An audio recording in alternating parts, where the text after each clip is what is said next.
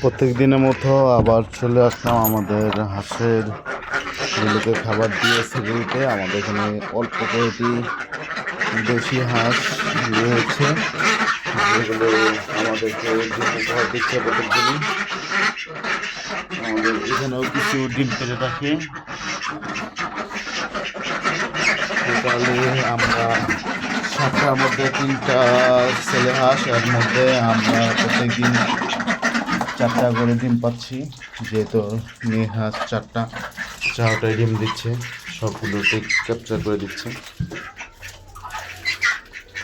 দেখেন এগুলো সবগুলো লুকায় দিয়ে সে খাবার খেতে যাবে।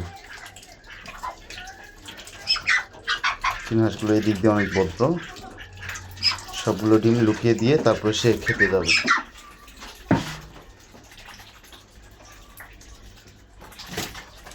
একটা উঠেছে, এর পরবর্তীতে আরেকটা এভাবে উঠে যাবে। ডিম করতে করতে সবগুলো উঠে যাবে।